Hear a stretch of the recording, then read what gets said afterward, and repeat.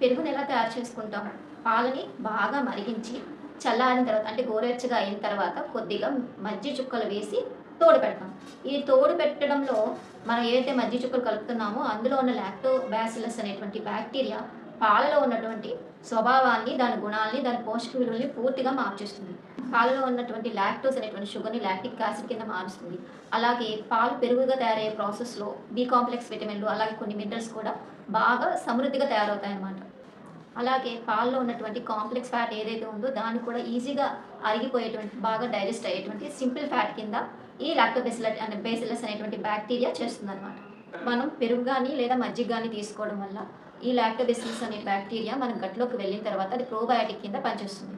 అంటే ఏం చేస్తుందంటే వేరే బ్యాక్టీరియా హార్మ్‌ఫుల్ బ్యాక్టీరియా ఏదైతే ఉందో వాటితో ఫైట్ చేయడం, అలాగే మన నుంచి వచ్చేటువంటి న్యూట్రిషన్ ఏదైతే ఉందో ఇది లాక్టోబెసిల్లస్ అనేటువంటి బ్యాక్టీరియా తీసుకోవడం వల్ల అన్‌వాంటెడ్ హార్మ్‌ఫుల్ బ్యాక్టీరియాకి మన నుంచి న్యూట్రియంట్స్ వెళ్ళకుండా అవి మన గట్‌లో గ్రో అవ్వకుండా చేస్తుందన్నమాట.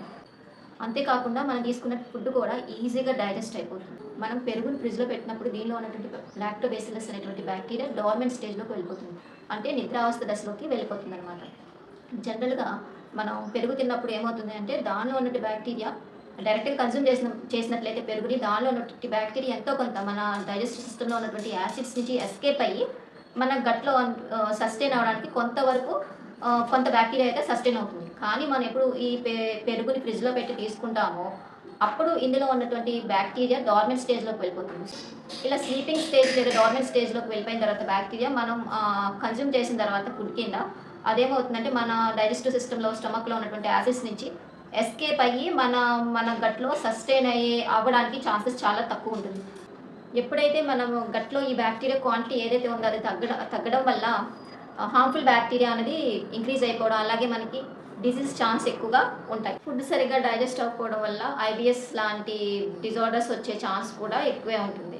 యాంటీబయాటిక్స్ ఎక్కువగా వాడడం వల్ల మన గట్లో ఉన్నటువంటి హెల్తీ బ్యాక్టీరియా ఏదైతే ఉందో ప్రోబయాటిక్స్‌లా పనిచేసేది ఆ బ్యాక్టీరియాకి డ్యామేజ్ జరిగి అది తగ్గిపోవడం వల్ల ఏమవుతుందంటే మనం తీసుకున్న ఫుడ్ ప్రాపర్‌గా డైజెస్ట్ అవ్వదు.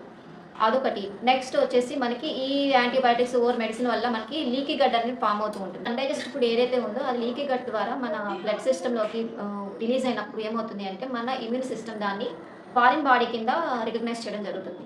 గుర్తుపట్టలేదనమాట. కొత్తగా ఏదో వచ్చింది ఏదో ఫారిన్ పార్టికల్ అనేసి దానికి రిలేటెడ్‌గా ఉన్నటువంటి మన ఇమ్యూన్ సిస్టమ్‌లో ఏదైతే పార్ట్ ఉందో దానికి పోలినటువంటి ఏదైతే పార్ట్ ఉందో దాని మీద మన సొంత పార్ట్ మీద ఫైట్ చేయడం జరుగుతుంది.